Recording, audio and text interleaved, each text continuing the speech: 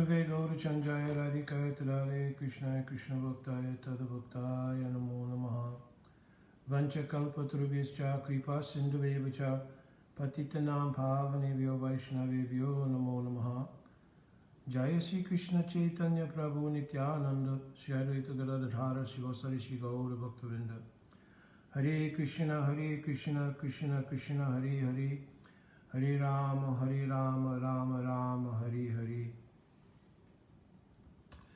Dandavad Pranam devotees. So I pretty soon have to begin to prepare offerings for my Thakurji here, but I didn't get a chance to do this early in the morning, and as I've mentioned already many times, I have been doing these answering sessions to inbox questions via this medium of the Facebook presentations. So let me read something of this question. It's a very long, it's more like an essay than a question, but it's a very sweet couple. And he says,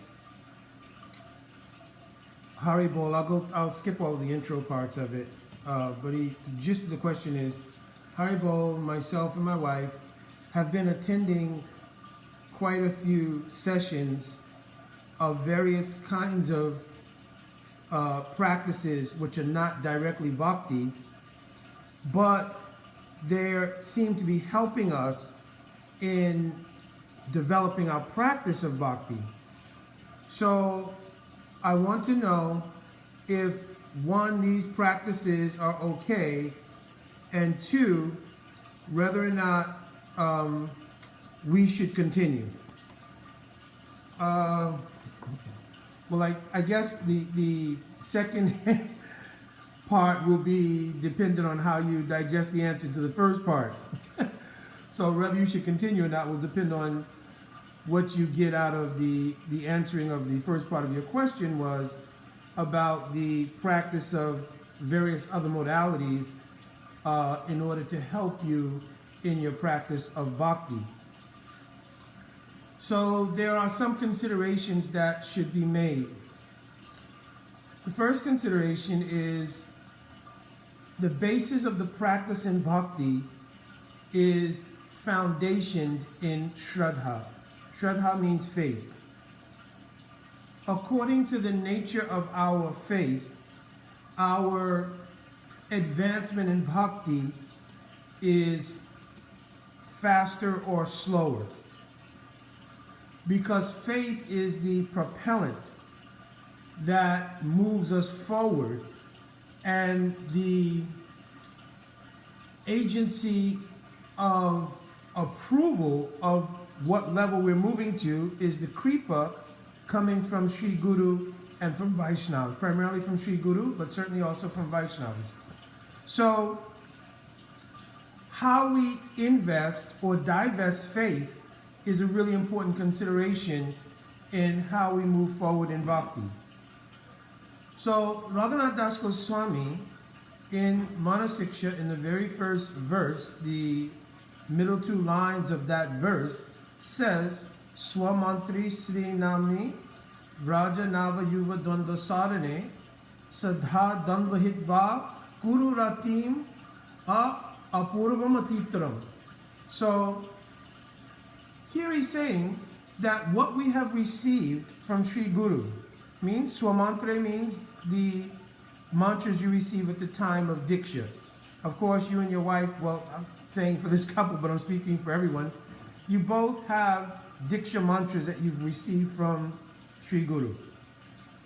Also, Swamantri Sri Nam. And certainly, you have been given introduction by initiation into the chanting of Harinam. So Raghunath Das Goswami has said here, Swamantra Sri Namni Vraja Nava Yuva Dvandva Sarane. So it means that the object of both your mantra and Sri Harinam is the worship of Sri Radha Krishna. Now he's saying here, regarding that connection, your Diksha mantra, Harinam, and your object of worship via those two means, you should develop Sada Damba Hitva. So Damba means pride.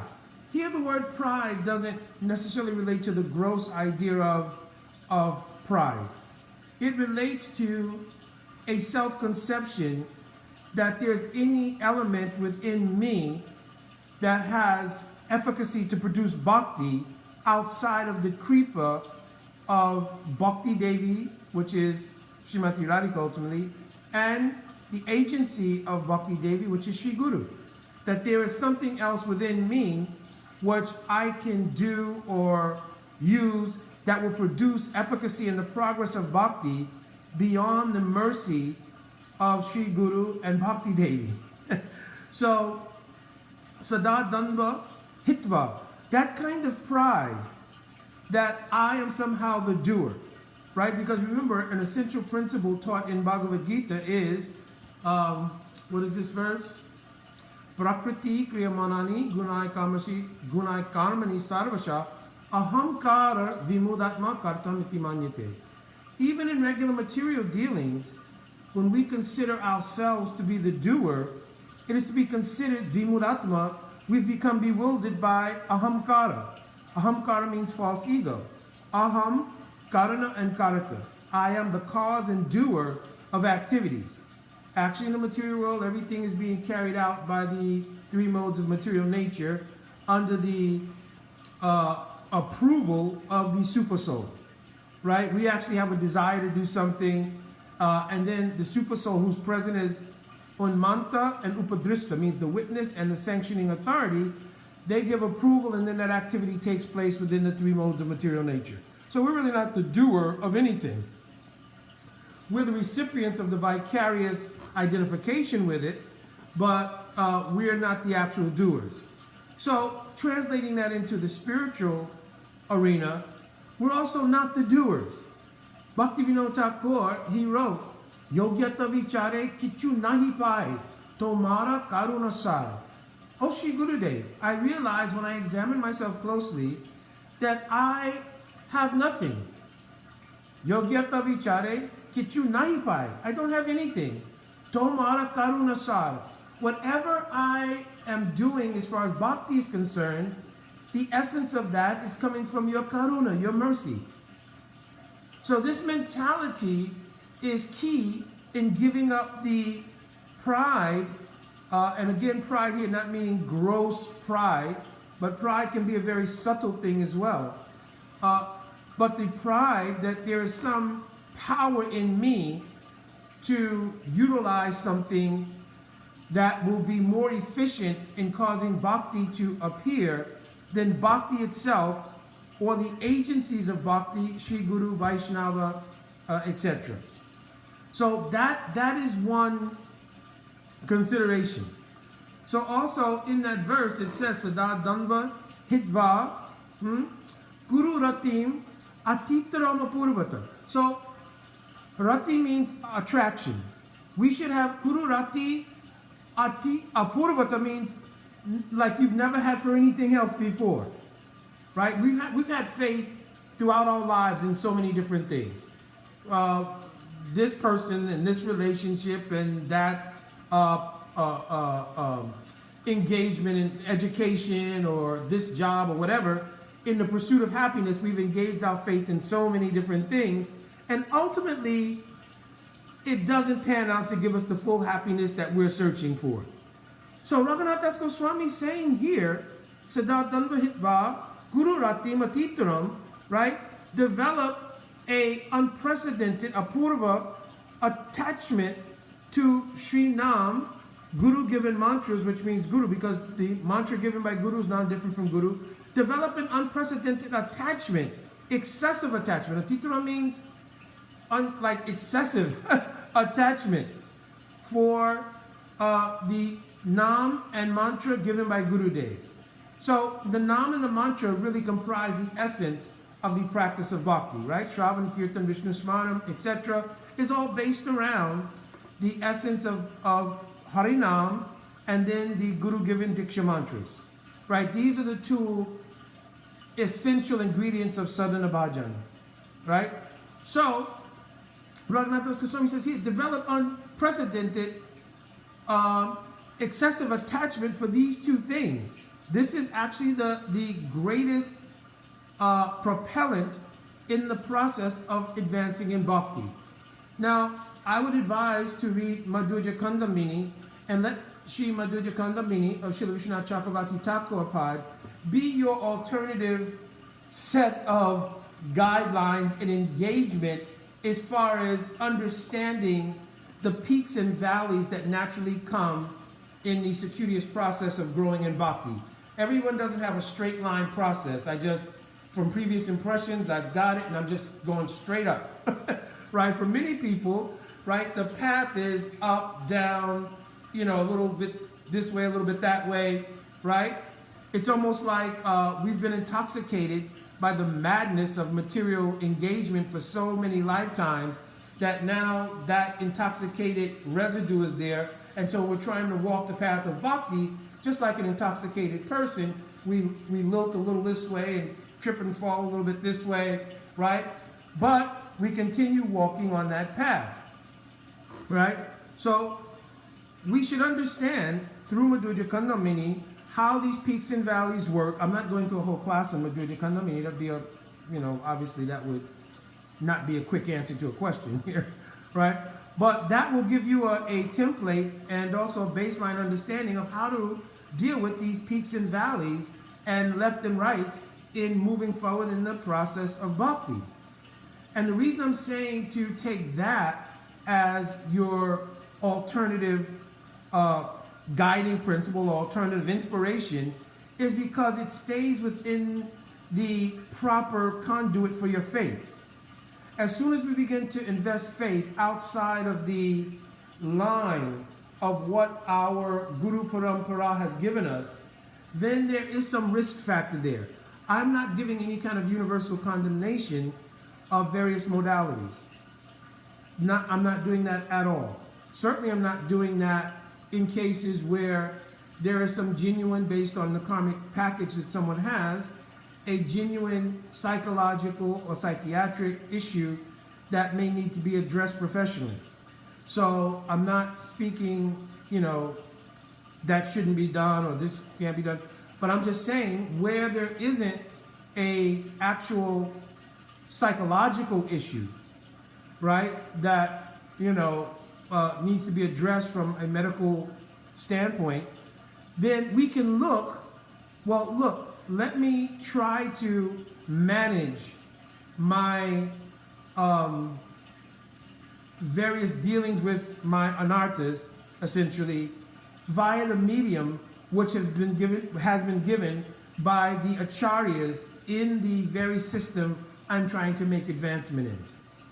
If I go outside to any contemporary modality that someone's developed by their own insight, we cannot guarantee that that is infused with realization of a pure Vaishnava, a pure devotee. And therefore there's certainly some gamble in doing that.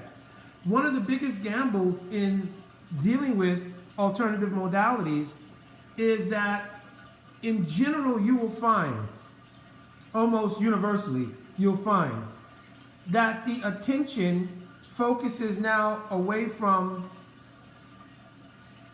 serving Krishna to meditation and service to ourselves.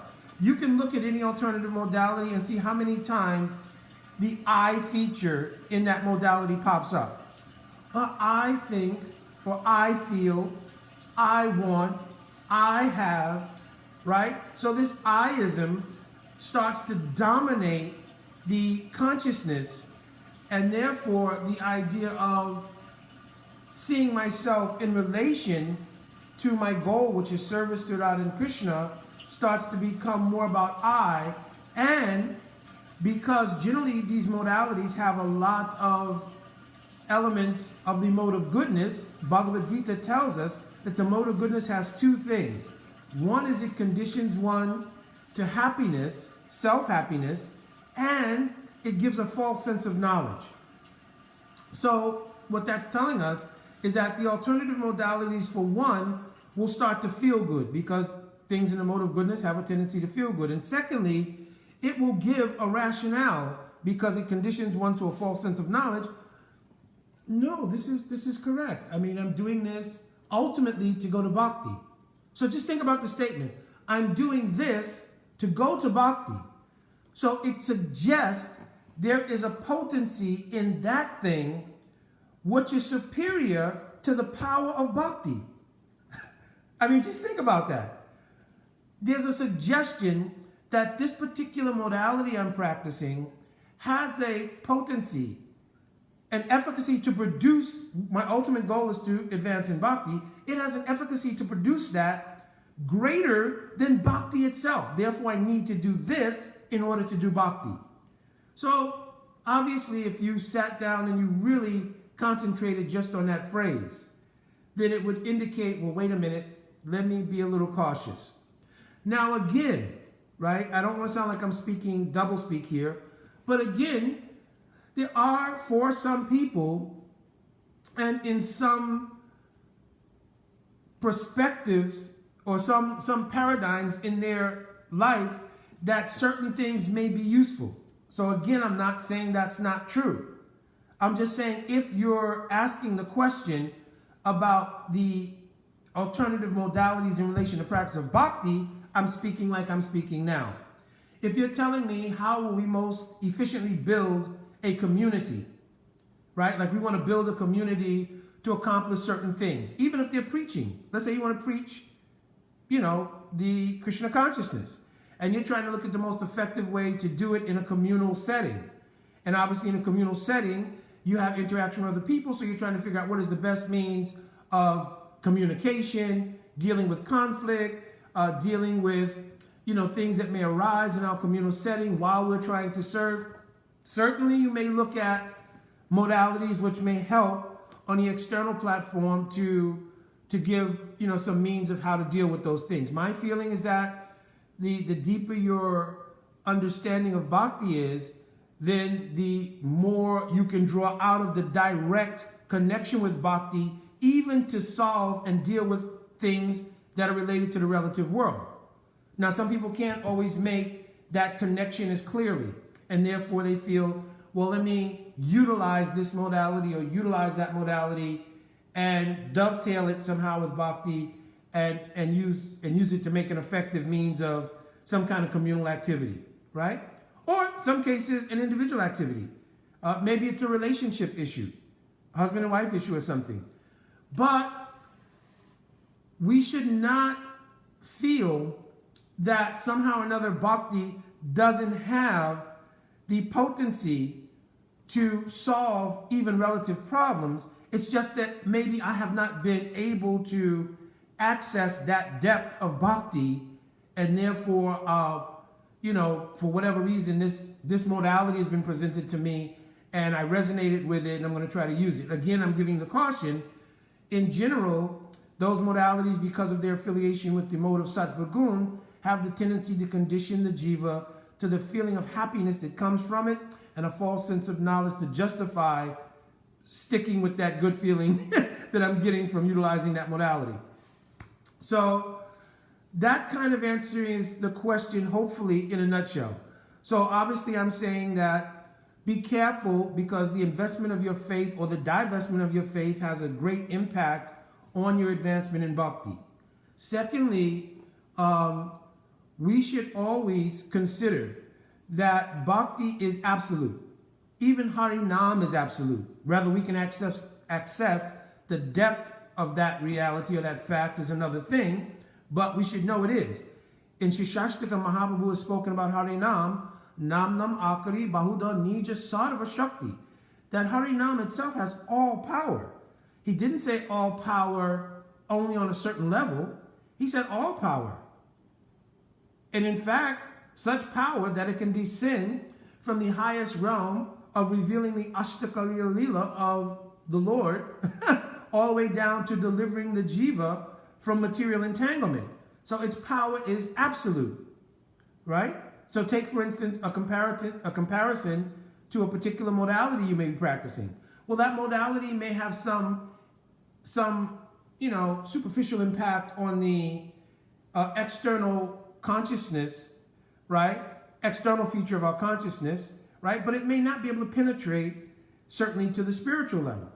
It may not be able to actually make deep changes in the chitta, right? And the atma itself. Chitta means the deeper recesses of our consciousness, right?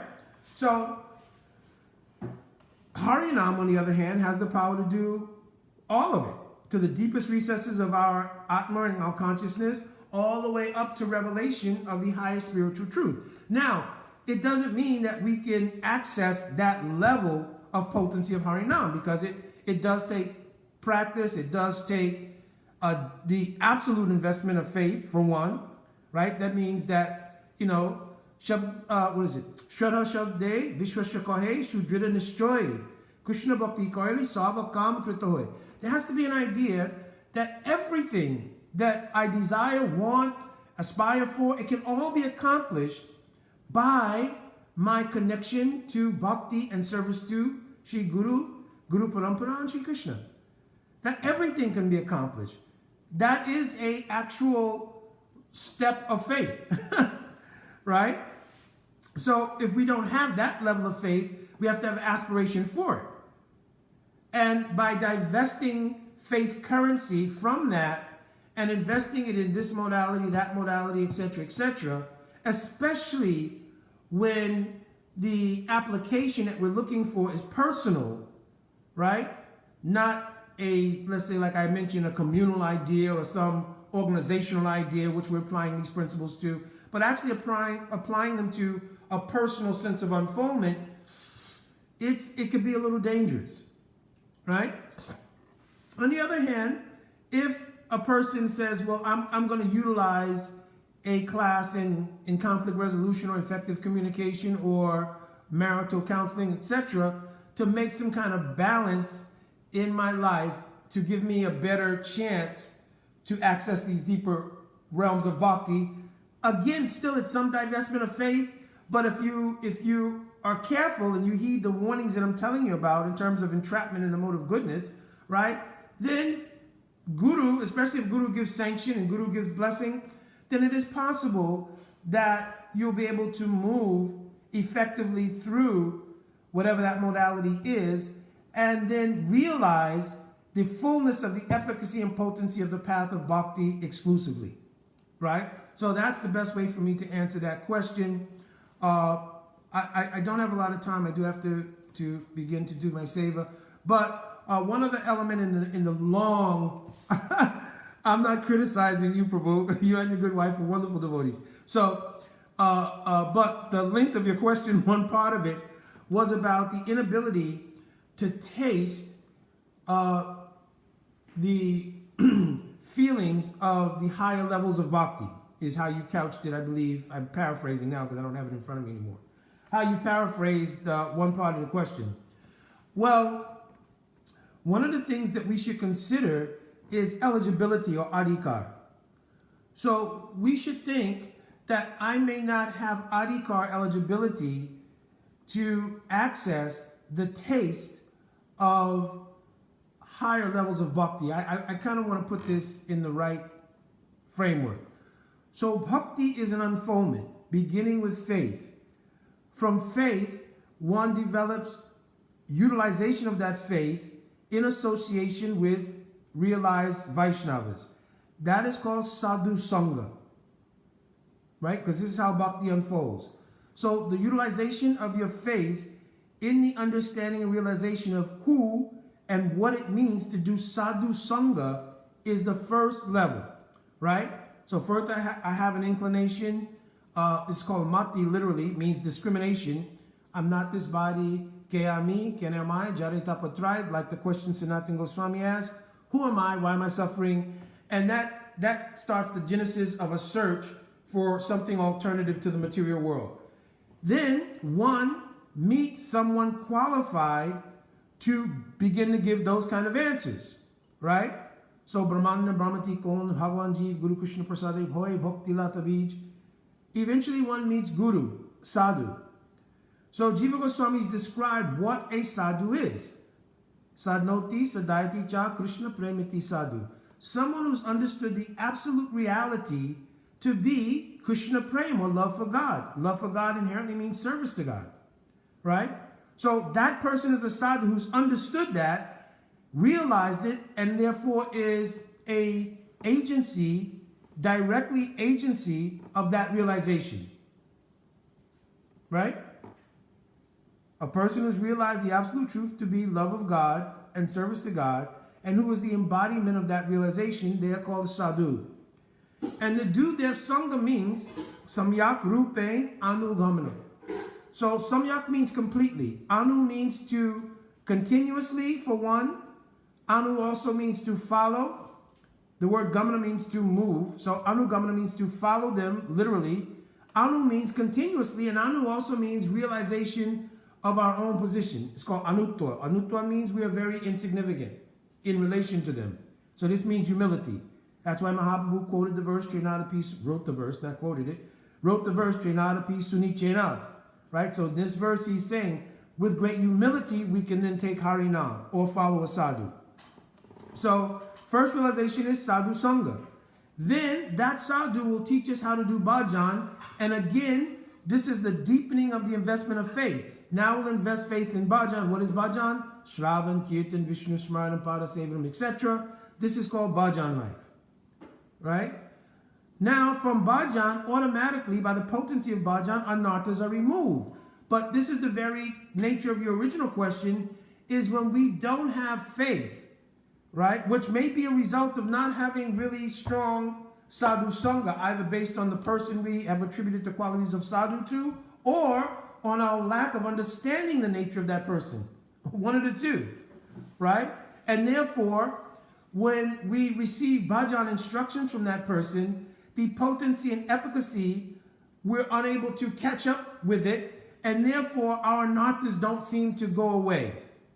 Now, of course, it's also based on previous impressions and previous sukritis, etc. Means our previous life's activities as to how strong the impressions and anarthas may be there. So, but the point being, if we're unable to utilize the efficacy of our bhajan life having been given to us by a sadhu, which automatically removes anarthas, but we find we're struggling with that, then we need to re-examine our relationship with the sadhu in terms of our own lack of ability to appreciate, understand, etc. that sadhu, or the quality of the sadhu, right? And this in no way indicates, you know, a offensive mentality. Oh, let me start judging everybody and trying to mentally evaluate everybody. It means by humble practice of Sri Nam and by study, etc., one can get more illumined about the nature of the true meaning of sadhu sangha, as I explained previously, right? And then one has a template to evaluate the quality of the sangha they have, right? Now, if one is fully invested faith-wise in that progression, and he comes to the stage of doing bhajan, anarthas will go away of their own accord. And even if there is some lingering, the 11th canto of Srimad Bhagavatam, I don't remember the numbers of these verses offhand, but it says, Jata Shraddha Matkateshu. Jata Shraddha. Jata means category, Shraddha means faith. Those who have developed the category of faith, Matkateshu, for hearing Harikatha from a sadhu, right? Jata Shraddha Matkateshu Nirvigna Sava Karmashu. But all of the elements of anarthas are still plaguing them to some degree. They haven't been able to get rid of all of their anarthas, right? Jata Shraddha Matkateshu Nirvigna Sava Karmashu. Veda Tukatmanam Kamam. They can understand, yes, these things are problematic. Having issues with this thing or that thing, it's a problem for me. Still, even though you have that understanding, Parityagyopi Anishwaraha. Anishwaraha means I don't have the ability to control it. Parityagya means the ability to give it up or to control it. Anishwaraha, I'm unable to do that. So then in the very next verse, Krishna gives a recommendation. Tato bhatete mam prita sharalu drida nishchoy. Jusamanasumam kamam dukho dharakam shagarayam. So one should still go on with full vested faith in the process of bhajan, in the process of bhakti. Shadalu drida nishchoy. Drita means firm. Nischoy means, connected firmly. Drita Nischoy, one should have firm determination, right, with Shraddha to continue doing bhakti. Tato bhajete mam prita. One should continue his devotion to me with fixed determination of faith. Jusamanasramam kamam dukko dharakam stragariyan. At the same time, one should hold some repentance in their heart about their inability to give up whatever it is that's plaguing them as far as the category of anarthas are concerned. Here it does not talk about debilitating, overwhelming feelings of guilt. So he doesn't mention that. The word used here, Jusamanasramam, means a repentance, a feeling of remorsefulness. So what balances it out that doesn't turn it into overwhelming guilt? The fact that I believe and I have firm faith that by maintaining my practice in bhakti, this thing will eventually be defeated. Sense gratification can't check bhakti. Bhakti sanjhatya bhakti. Bhakti comes from bhakti. It's not coming from the ability of us to perform, so to speak. Bhakti comes from bhakti. Our endeavor to do bhakti only sets a fertile atmosphere for the mercy of Guru and Vaishnavas to come. It's not the actions itself that's producing bhakti. They're simply creating a fertile atmosphere for bhakti to descend. So we shouldn't think, well, because I have this struggle or that struggle, then I should just kind of give up on bhakti or turn to an alternative modality, etc. We should have that faith. Krishna is directly telling himself, I think this is Krishna giving instructions to Uddhava, directly telling him, no, once you develop a taste for my Harikatha, right, you have faith. So he doesn't mention ruchi here, so it's not meaning that stage, meaning faith. Jata shraddha matkateshu, you have faith in hearing my Harikatha, then stay strong in that. Stay strong in that. And if you have to deal with any incongruities due to your past lives' impressions and even this life's impressions, whatever, don't let that become an obstacle. Maintain a mood of remorsefulness, but maintain a firm determination. I will practice bhakti. I will invest full faith in bhakti, in the lotus feet of Sri Guru, in the teachings of Sriman Mahaprabhu, in the teachings of our Goswami Varga, which are numerous. Just think, Jiva Goswami Pad himself wrote 400,000 verses. How much love and affection do you think he showed you? I don't know who in any kind of alternative modality can show you the kind of love and affection your Sri Gurudev has shown, your Purva Acharyas have shown, Mahaprabhu himself has shown.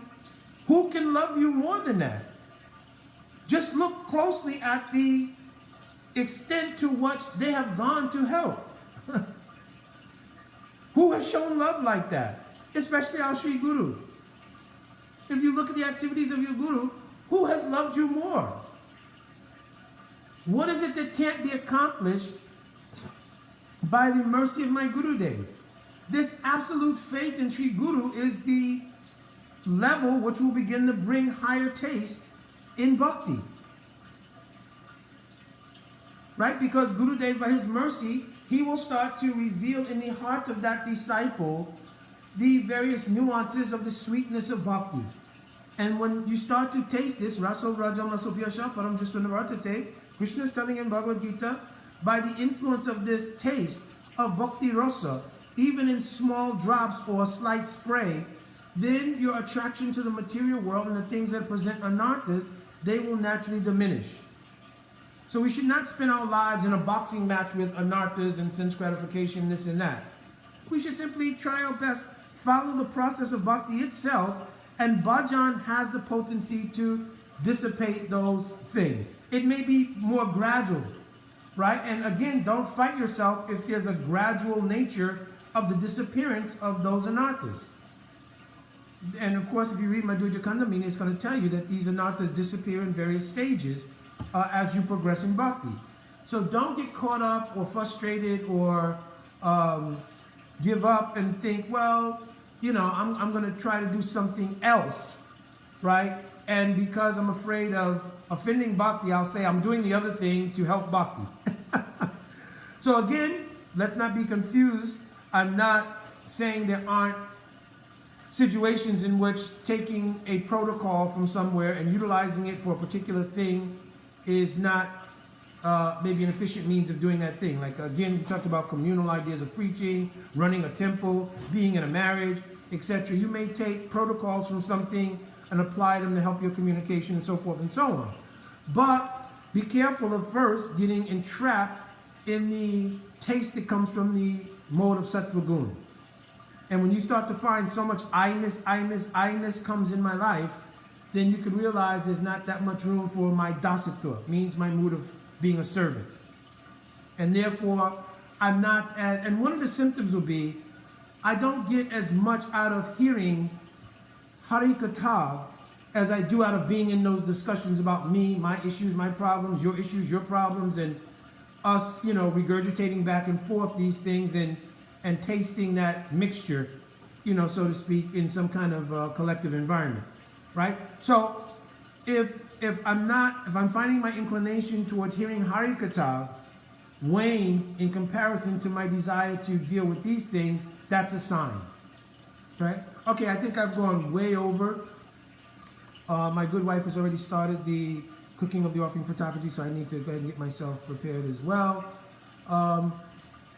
Thank you again for the question. It was actually a wonderful question. And actually, you answered many of the things in the statement you sent yourself, because I know you're very high quality of devotees, both you and your good wife. So my Dhanavad Pranam, Vancha Kalpatruvisha, Kripa Shindu Vaibhacha, Patitanam Pavanam, Vaishnava Namo Namaha. Jai Radhe Radhe.